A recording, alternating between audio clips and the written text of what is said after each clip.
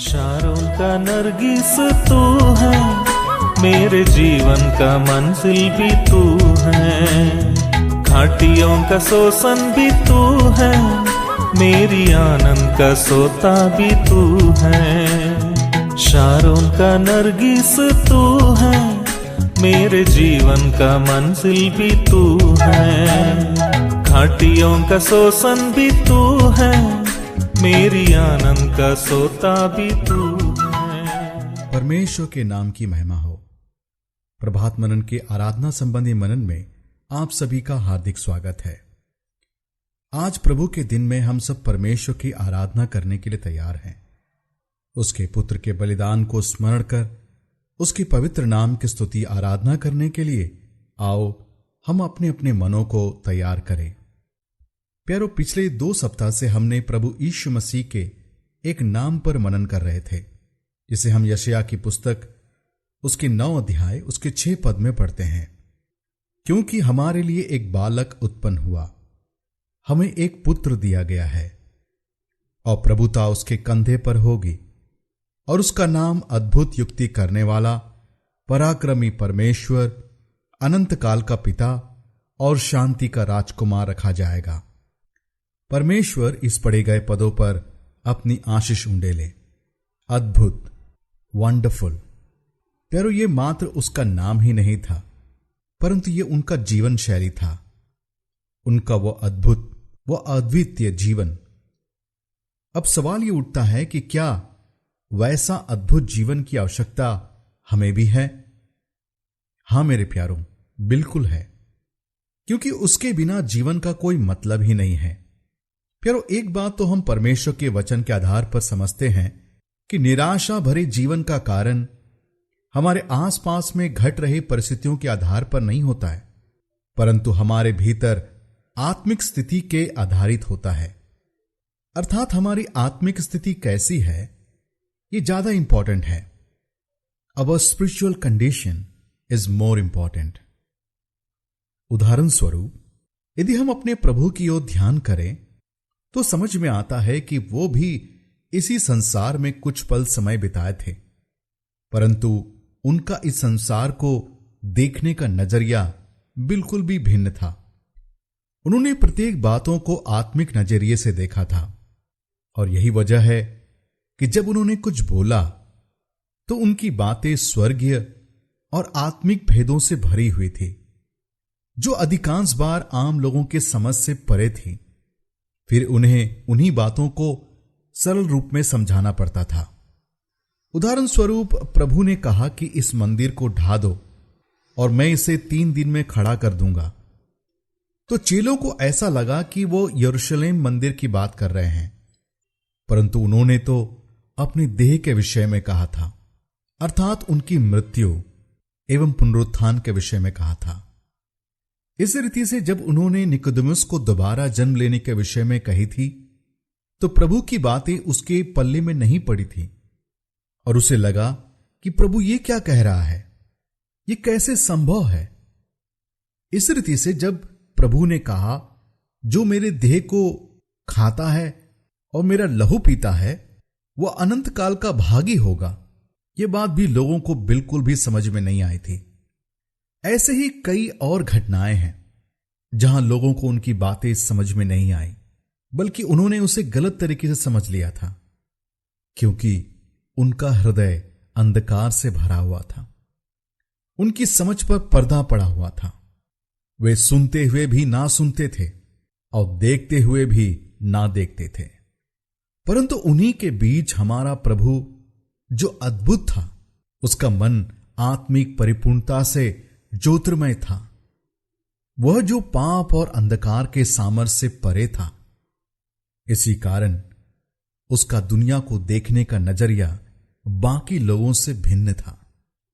प्यारो, एक आम इंसान को हमारे प्रभु के समान इस अनुभव को पाने के लिए जरूरी है कि वह उस अद्भुत परमेश्वर यीशु मसीह को अपने हृदय में स्वीकार करे, पापों की क्षमा का निश्चयता प्राप्त करे और मसीह को अपने जीवन में सर्वोच्च स्थान देते हुए प्रभु के सम्मुख एक निकटतम का जीवन व्यतीत करे।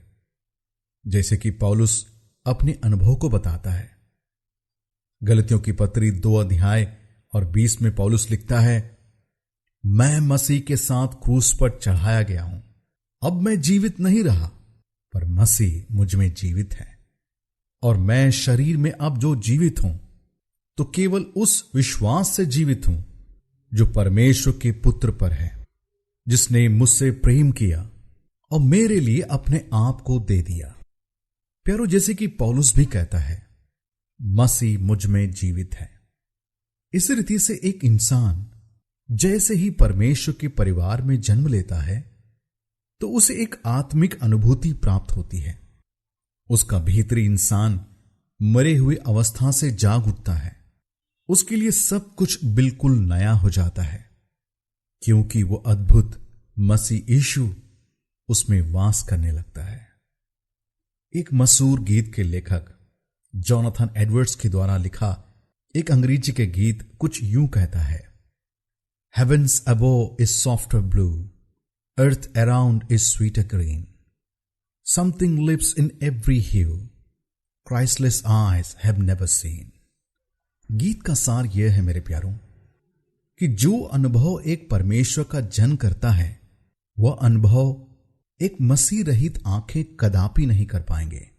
जब वो अद्भुत मसीह आपके हृदय का राजा है, तो आपकी आंखें वैसे ही देखेंगी जैसे मसीह देखता है। आपके कान उस रीति से सुनेंगे जैसे मसीह सुनता है। आपकी प्राथमिकताओं में बदलाहट आने लगती है। प्यारो, उस अद्भुत मसीह के बिना आपके जीवन के विषय में सोचे। एक आशाहीन, निरंकुश और पाप और अंधकार में भटका हुआ जीवन था।